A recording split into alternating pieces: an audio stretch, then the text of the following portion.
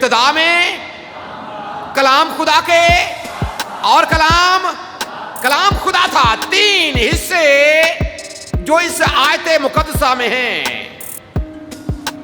اور یہ ہمارے سامنے آج ایک انتہائی اہم پیغام رکھنے جا رہے۔ جب آپ بغور مطالعہ کرتے ہیں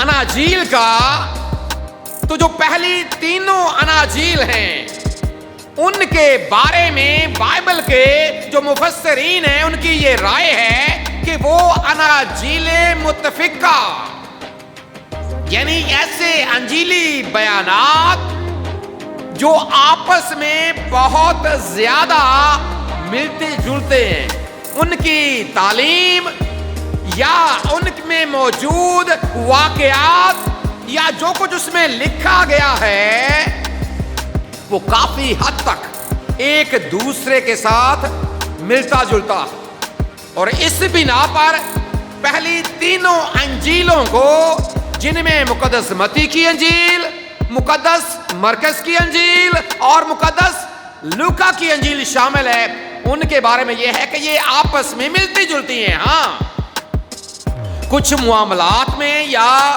کچھ واقعات ایسے ہیں کہ ایک میں ہیں اور دوسرے میں نہیں، لیکن جب ہم چوتھی انجیل کی بات کرتے ہیں، جس میں سے ابھی ہم نے تلاوت بھی کی ہے، جب ہم اس انجیل کی بات کرتے ہیں تو یہ ان تینوں سے بہت زیادہ مختلف، منفرد ہے۔ اگر آپ انجیل کی بات کریں گے تو انجیل کے بارے میں ایک عام تاثر یہ ہے، کیونکہ انجیل کا جو مطلب ہے وہ ہے خوشخبری، اور خوشخبری کا مطلب یہ ہے کہ ایک ایسی بات جو سب کو خوش کر دے۔ کیونکہ آپ کو یہ پتا ہے، مجھے اس بات کا پتا ہے، جو بائبل مقدس پر ایمان، یقین اور بھروسہ رکھنے والے لوگ ہیں، ان کو اس بات کا پتا ہے کہ بڑے دن کے موقع پر ایک آیت مقدسہ جو ہم دہراتے بھی ہیں، جس میں سے پیغامات بھی سنتے ہیں، جو فرشتے کا پیغام ہے جو اس نے گڈریوں کے سامنے رکھا کہ دیکھو میں تمہیں ایک بڑی خوشی کی جو ساری امت کے واسطے ہوگی، کہ آج داؤد کے شہر میں تمہارے لیے کیا پیدا ہوا ہے۔ اصل میں منجی جو ہے یہی خوشخبری، اور جب ہم انجیل کی بات کرتے ہیں تو انجیل کا مطلب یہ ہے کہ وہ پیغام یا وہ کتاب یا وہ الہام جو آپ کی رہنمائی کرتا ہے خداوند یسوع مسیح کی طرف۔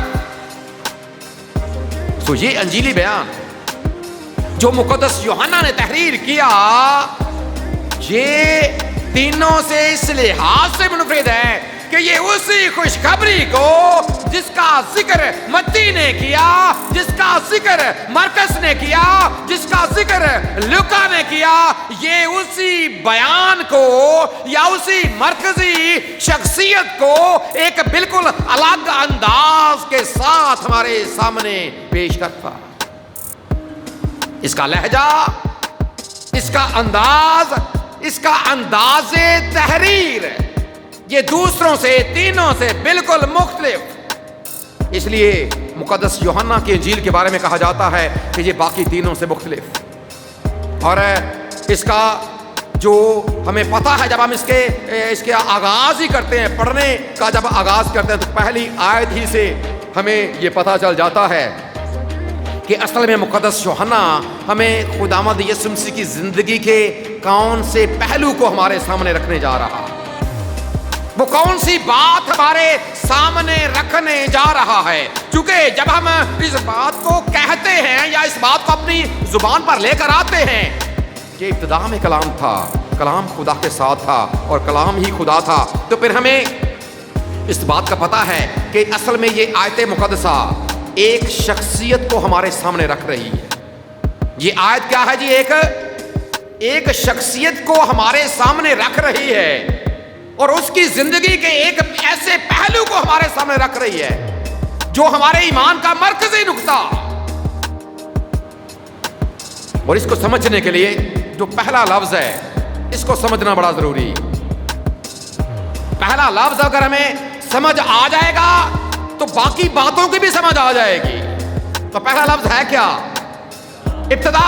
क्या है जी पहला? इब्तिदा। और इब्तिदा बुनियादी तौर पर अगर आप इसको लुगत में जाकर पढ़ेंगे तो इसका मतलब क्या है पता किसी को जी? इब्तिदा का क्या मतलब होता है? शुरू।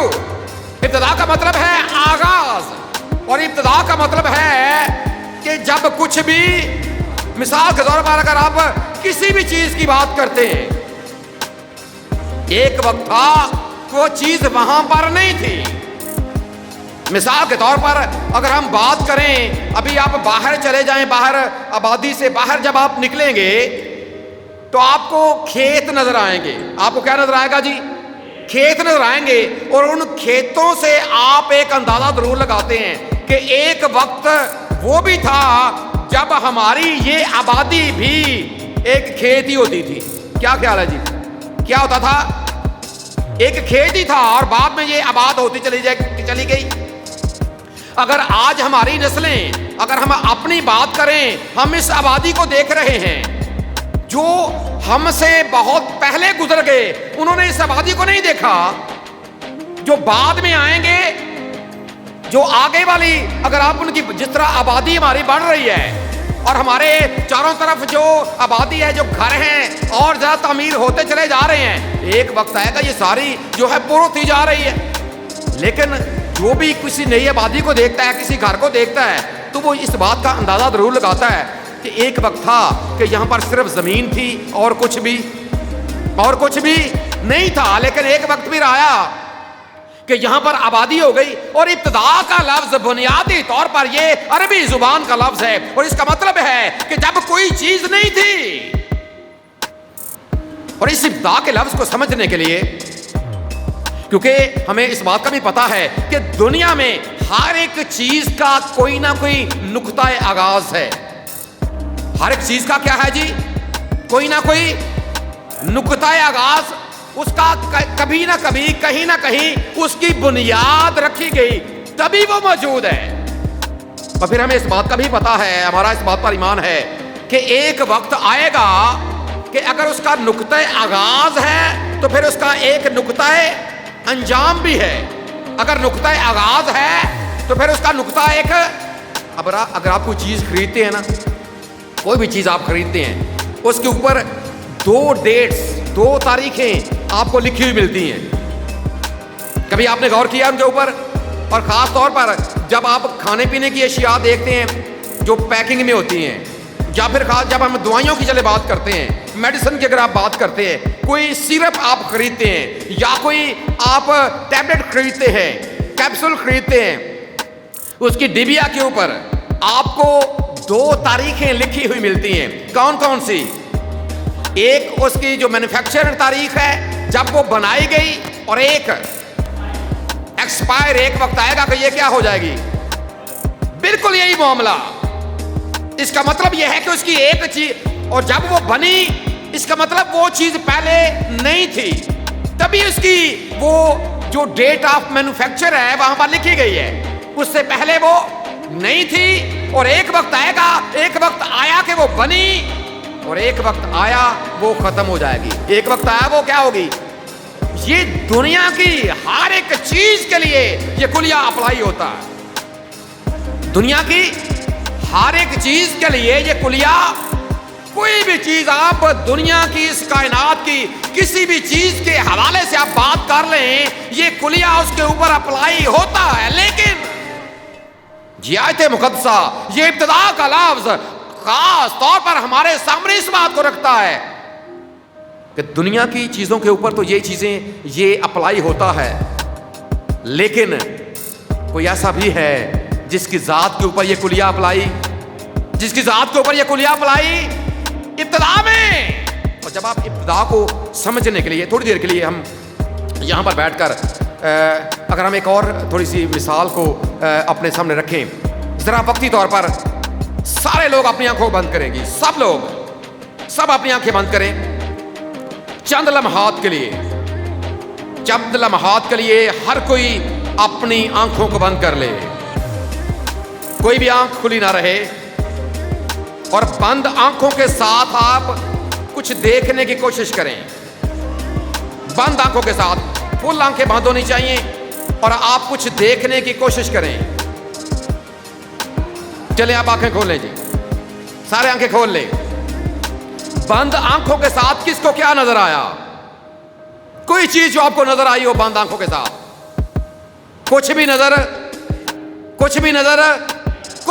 نہیں آیا. اور یہی اصل میں ابتدا, جب کچھ بھی جو ابتدا کا لفظ ہے وہ ہمارے سامنے اسی بات کو رکھتا ہے کہ اس وقت کچھ بھی نہ تھا, لیکن جب کچھ بھی نہیں تھا اس وقت ایک ہستی موجود تھی جس کے بارے میں یہاں پر لکھا گیا کہ ابتدا میں وہ ہستی جو قادر مطلق خدا کی ذات کا حصہ ہے. اور مقدس یوحنا ہمارے سامنے اصل میں یسوع مسیح کی اسی شخصیت کو, اس کی ذات کے اسی پہلو کو ہمارے سامنے ایمان کے ساتھ رکھتا کہ ابتدا میں جب کچھ بھی نہیں تھا وہ تھا. وہ اسی لیے تو ہم اس کے بارے میں کہتے ہیں اکثر اوقات کہ وہ تھا اور وہ ہے اور وہ آنے والا. اور مقدس یوحنا نے اپنے لوگوں کو سکھانے کے لیے, اپنے لوگوں کے سامنے اس بات کو رکھنے کے لیے, دیکھیے اگر ہم باقی اناجیل کی بات کرتے ہیں نا تو مقدس متی نے یسوع مسیح کے حوالے سے جب اس کا نسب نامہ بیان کیا تو اس کا آغاز کیا ابراہم کے ساتھ, کیونکہ ابراہم سے آپ کو یہ پتا ہے کہ جو مذاہب کی بات جب ہم کرتے ہیں نا, عالمی مذاہب کی بات کرتے ہیں, اور خاص طور پر ان مذاہب کی جو الہامی ہونے کے دعوے دار ہیں, اس کا آغاز ابراہم سے ہوتا. اور مقدس متی نے یسوع مسیح کے حوالے سے جب اس کا نسب نامہ بیان کیا, جب آپ اس کے پہلے باب کی پہلی آیت کو پڑھیں گے تو وہاں پر آپ کو یہ لکھا ہوا ملے گا کہ اس کا آغاز ابراہم سے کے ساتھ کرتا. جب آپ مقدس مرکز کی بات کرتے ہیں تو وہ یسوع مسیح کی پیدائش کے حوالے سے یا اس کے نسب نامے کے حوالے سے بات نہیں کرتا. وہ اس کا آغاز اس کی خدمت سے کرتا ہے کہ دریائے یردن کے اوپر کس طرح بپتسمہ پانے کے بعد اس نے منادی کا آغاز کر دیا.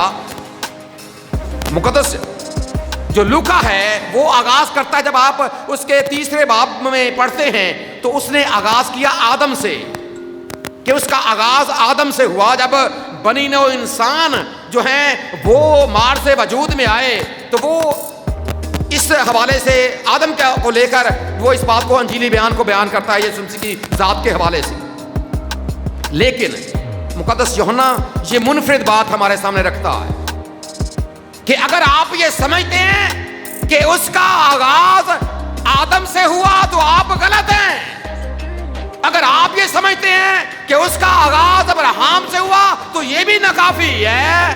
ٹھیک ہے, انہوں نے انجیلی بیانات لکھنے والوں نے اپنے انداز کے ساتھ لکھا, لیکن اصل میں جو اس کا آغاز ہے وہ نہ تو دریائے یردن سے ہوا, نہ اس کا آغاز مقدس ابراہم سے ہوا, نہ اس کا آغاز آدم سے ہوا, بلکہ وہ ہمارے سامنے اس بات کو رکھتا ہے کہ جب کچھ بھی نہیں تھا, جب دنیا کی کوئی چیز وجود میں نہیں تھی, ابتدا میں کلام تھا, وہ اس وقت بھی تھا, وہ آج بھی ہے اور وہ اب تک. یہی وہ بات ہے جس سے آغاز کیا مقدس یوحنا نے اپنے انجیل بیان کا کہ ابتدا میں, چونکہ جب ہم آگے دوسرے حصے کو پڑھتے ہیں کہ ابتدا میں کلام تو تھا, لیکن یہ کس کے ساتھ تھا؟ کیونکہ کلام آپ کو یہ پتا ہے کہ کلام یا کلمہ یہ اصل میں خداوند یسوع مسیح کے حوالے سے یا اس کے ایک ٹائٹل کے حوالے سے بھی کتاب مقدس میں لکھا گیا ہے کہ اصل میں جو یسوع مسیح ہے یہ خدا کا کیا ہے؟ کلمہ. خدا کا کیا ہے؟ جو بات اس کے منہ سے نکلتی. اور آگے جب آپ اسی انجیل بیان کے پہلے باب کے یعنی کہ یوحنا کی انجیل کے پہلے باب کی جب آپ 14ویں آیت کو پڑھتے ہیں تو وہاں پر لکھا ہے کہ کلام کیا ہوا؟ کلام کیا ہوا؟ مجسم. یہی کلام جو پہلے خدا کے ساتھ ہے, کلام مجسم ہوا. اور جب کلام مجسم ہوا تو جو پیدائش کی بات ہے, اس بات کو بھی ہمیشہ اپنے ذہن میں رکھیں کہ اگر آپ کا یہ ایمان ہے کہ خداوند یسوع مسیح کا آغاز اس کا چرنی میں پیدائش کے ساتھ ہوا تو آپ کا ایمان درست نہیں ہے۔ اگر آپ یہ سمجھتے ہیں کہ اس کی زندگی کا آغاز چرنی میں پیدائش کے ساتھ ہوا تو آپ غلط فہمی میں ہیں، اور اگر آپ یہ سمجھتے ہیں کہ اس کی زندگی کا خاتمہ صلیب کے اوپر موت کے ساتھ ہو گیا تو بھی آپ غلط ہیں۔ اگر آپ کا یہ ایمان ہے کہ اس کی پیدائش چرنی میں ہوئی، اس کی زندگی کا آغاز ہو گیا، یا اس کی موت صلیب کے اوپر ہو گئی اور اس کی زندگی کا خاتمہ ہو گیا، یاد رکھیے آپ غلط فہمی میں ہیں۔ یہ اس کی زندگی کا ایک چھوٹا سا پورشن ہے، اور اس سچائی کو اور اسی حقیقت کو خدا کا بندہ مقدس یوحنا ہمارے سامنے رکھتا ہے کہ وقت آنے پر وہ مجسم ضرور ہوا، اس نے دکھ ضرور اٹھایا، ایک دورانیہ اپنی زندگی کا اس نے زمین کے اوپر ضرور گزارا۔ ہاں وہ مر بھی گیا، ہاں وہ دفن بھی ہوا، لیکن وہ تیسرے دن مردوں میں سے تم زندہ کو مردوں میں۔ یاد رکھیں یسوع مسیح کے حوالے سے کہ اس کی نہ تو زندگی کی کوئی ابتدا ہے، کیونکہ وہ اپنی بیت لحم میں پیدائش سے پہلے بھی موجود تھا، اور وہ اپنی صلیبی موت کے بعد بھی زندہ ہے، وہ اپنی صلیبی موت کے بعد بھی، اور یہی وہ حقیقت ہے جو خدا کا بندہ مقدس یوحنا ہمارے سامنے رکھتا ہے کہ ابتدا میں بھی تھا خدا کے ساتھ۔ کیونکہ جب خدا قادر مطلق نے یہاں پر، اگر آپ اسی بات کو اصل متن میں یونانی میں جا کر پڑھیں گے تو خدا کے لیے لفظ استعمال ہوا ہے تھیوس، اور تھیوس ترجمہ کیا جاتا ہے الوہیم کا۔ الوہیم ایل سے الوہیم ہے، اور اس کے بارے میں ہم نے سیکھا ہے جس کا ترجمہ ہم کرتے ہیں قادر مطلق خدا، جو خالق خدا ہے۔ جو کون سا خدا ہے جی؟ اور یہی لفظ جب آپ پڑھتے ہیں جا کر پیدائش کی کتاب کے پہلے باب کی، پیدائش کی کتاب کا پہلا باب اور اس کی پہلی آیت، وہاں پر کیا لکھا ہے کہ خدا نے ابتدا میں کیا کیا؟ آسمان اور زمین کو۔ یہی وقت وہاں پر بھی بیان ہوا ہے کہ جب خدا نے ابتدا میں سب کچھ بنایا۔ ہم جب اس آیت کو پڑھتے ہیں تو ہمارے سامنے یہ بات ضرور آتی ہے کہ جب خدا نے یہ ساری کائنات خلق کی، ظاہر سی بات ہے پھر اس وقت کچھ بھی نہیں تھا، لیکن جب کچھ بھی نہیں تھا تو خدا کے ساتھ خدا کا کلمہ خدا کے ساتھ تھا، اور اسی حقیقت کو پہلی آیت میں دیکھیں۔ اگر ہم بطور مسیحی بات کریں، اور اسی لیے تو ہم خدا کو ایک منفرد طریقے کے ساتھ مانتے ہیں۔ اگر ہم یہودیت کی بات کریں تو یہودی جو ہے وہ مونوتھیزم کے قائل ہے۔ مونوتھیزم سمجھتے ہیں آپ؟ مونوتھیزم کیا ہوتا ہے؟ مونوتھیزم خدا کے بارے میں ایک خدا کو ماننا۔ کس کو ماننا جی؟ ایک خدا کو ماننا مونوتھیزم کہلاتا ہے۔ کیونکہ جو اب ہم ان کے کلمے کی بات کرتے ہیں تو کیا ہے کلمہ ان کا؟ سنا اسرائیل، شما اسرائیلو ادونائی الہینو ادونائی احد۔ سنا اسرائیل، خدا ہمارا خدا ایک ہی خدا ہے۔ اور اگر ہم اہل اسلام کی بات کرتے ہیں تو وہ کس چیز کے قائل ہیں؟ وہ بھی مونوتھیزم کے قائل ہیں۔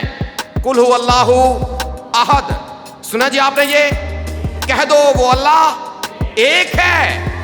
یہودیت اور اہل اسلام اسی خدا کو ایک مانتے ہیں۔ یہ بات یاد رکھیں، ہم بھی اسی خدا کے ماننے والے، اسی خدا کی ذات پر ایمان، یقین اور بھروسہ رکھنے والے لوگ ہیں، لیکن ہمارا ماننے کا طریقہ ان سے الگ ہے۔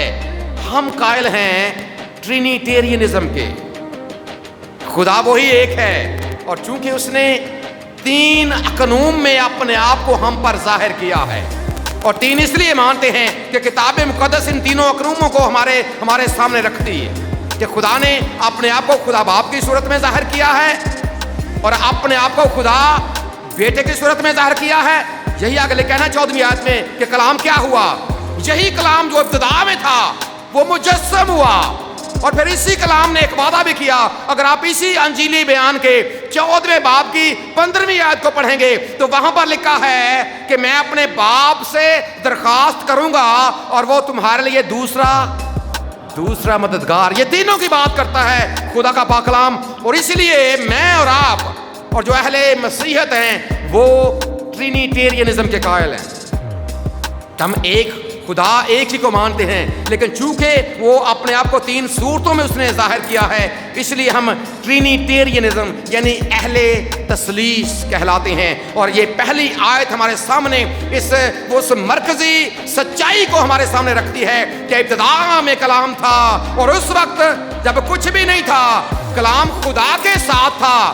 لیکن جب وہ خدا کے ساتھ تھا، آگے ایک اور بات لکھی ہے، وہ کیا تھا؟ وہی کلام خدا، وہی کلام۔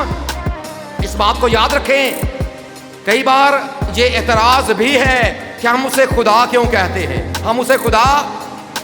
یہ بات یاد رکھیں، جب ہر ایک چیز کا دنیا کی، جب آپ چیزوں کی بات کرتے ہیں، جب ہر ایک چیز کا ایک نقطہ آغاز اور ایک نقطہ انجام ہے، اور اس بات کو بھی ذہن میں رکھیں، جس کا کوئی آغاز نہیں ہوتا اور جس کا کوئی انجام نہیں ہوتا، وہ کوئی اور نہیں، وہ خدا ہوتا ہے۔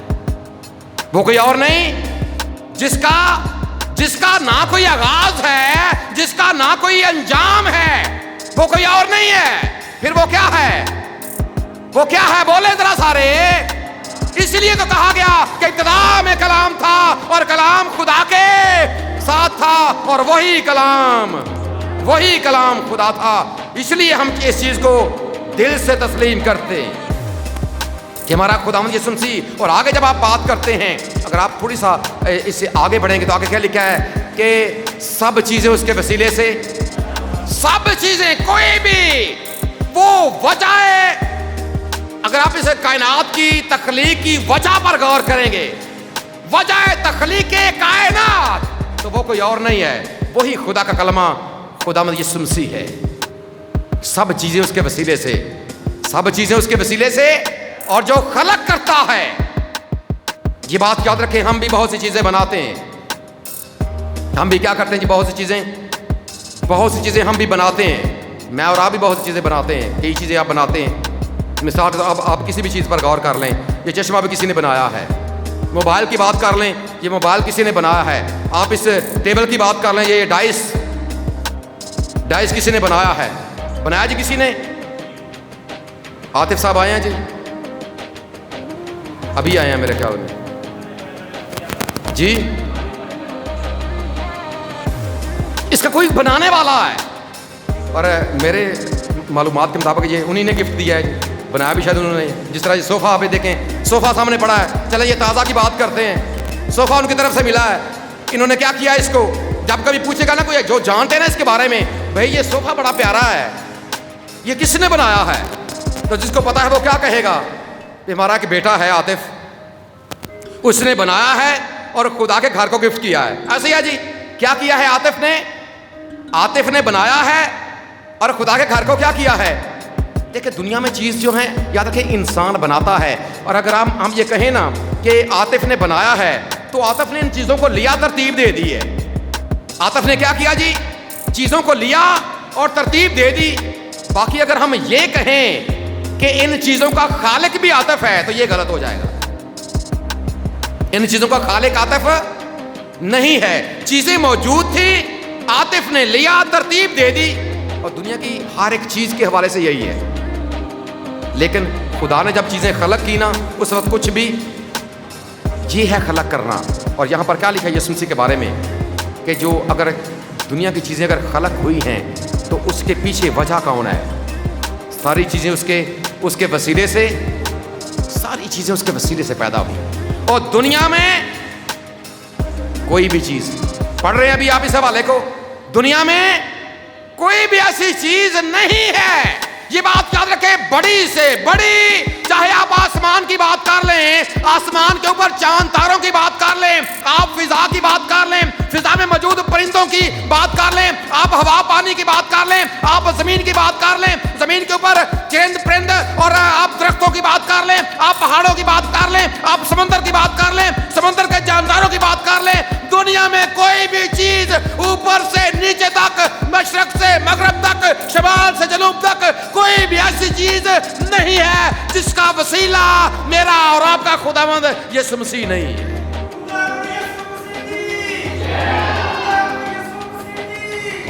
ہر ایک چیز کا وہ وسیلہ، اور پاک کلام یہی یہی ہمارے سامنے رکھ رہا ہے جی.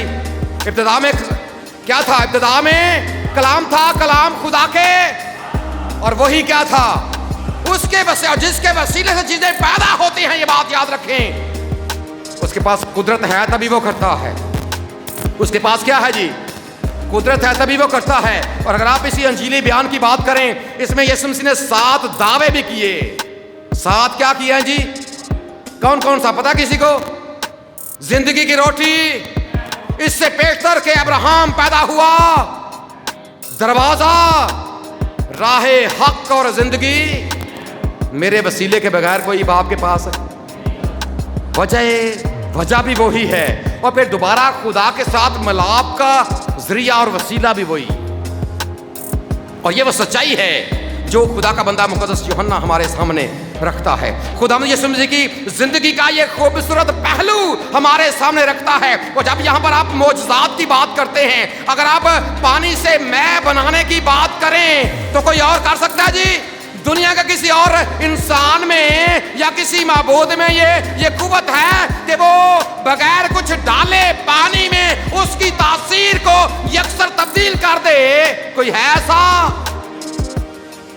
جنم کے اندھے کو، 38 برس کے بیمار کو، یہ سارے معجزات اس میں لکھے ہوئے، کوئی کر سکتا ہے؟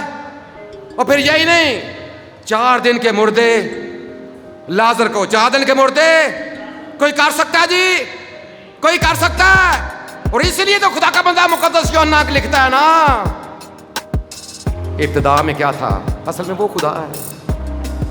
اصل میں وہ کیا ہے؟ اور اس کی اسی الوہیت کو اس نے اپنے انجیلی بیان میں لکھا. یہ بات سمجھ سے اکثر اوقات سمجھ سے بالا تر نظر آتی کہ یہ بات لوگوں کو سمجھ نہیں آتی. یاد رکھیں، دنیا کے لوگوں کے لیے یہ باعث ٹھوکر ہے. ٹھوکر کہ کیسے یہ ممکن ہے کہ خدا، کیسے یہ ممکن ہے کہ وہ انسان بنے. لیکن یاد رکھیں، کتاب مقدس ہمارے سامنے اسی سچائی کو رکھتی اور ہم اسی چیز کو مانتے. اور اس لیے تو ہم فرق ہیں دوسروں سے. اس لیے ہم دوسروں سے فرق ہیں کیونکہ ہم خدا یسوع مسیح کی الوہیت کو، اور خدا کا بندہ پولس رسول بھی اسی بات کو ہمارے سامنے رکھتا ہے کہ الوہیت کی ساری معموری اسی میں سکونت کرتی ہے. الوہیت کی ساری معموری اسی میں کیا؟ روز ایک وقت آیا اس نے آسمان کو چھوڑا. اگر آپ فلپیوں کے خط کے دوسرے باب کو پڑھیں تو وہاں پر لکھا ہے کہ اس نے کیا کیا؟ وہ ہماری خاطر اس نے اپنے آپ کو خالی کر دیا، انسانی صورت اختیار کی، اور یہاں تک فرما بردار رہا کہ موت بلکہ صلیبی موت کا وارا کی. اور اسی لیے خداوند نے بھی اسے بہت سر بلند کیا اور اسے وہ نام بخشا جو سب ناموں سے اعلیٰ ہے، تاکہ یسوع مسیح ناصری کے نام پر ہر ایک گھٹنا جھکے، خواہ وہ آسمانیوں کا، خواہ وہ زمینیوں کا، اور خواہ وہ ان کا جو زمین کے نیچے ہیں. اور خداوند کے جلال کے لیے ہر ایک زبان یہ اقرار کرے کہ یسوع مسیح خداوند ہے. یہی یہاں پر لکھا ہے کہ ابتدا میں کلام تھا، کلام خدا کے ساتھ تھا، اور کلام ہی کیا تھا؟ کلام ہی خدا تھا. یہ بات یاد رکھیں، جس کا نقطہ آغاز ہوتا ہے اور نقطہ انجام بھی ہوتا ہے وہ خدا نہیں ہوتا. لیکن اس نے چونکہ اپنے منہ سے بھی اس بات کو فرمایا، اس بات کا دعویٰ کیا کہ میں ابتدا ہوں اور میں انتہا ہوں، میں الفا اور میں اومیگا، میں ابتدا اور میں انتہا. اس لیے مقدس یوحنا اس سچائی کو ہمارے سامنے بیان کرتا.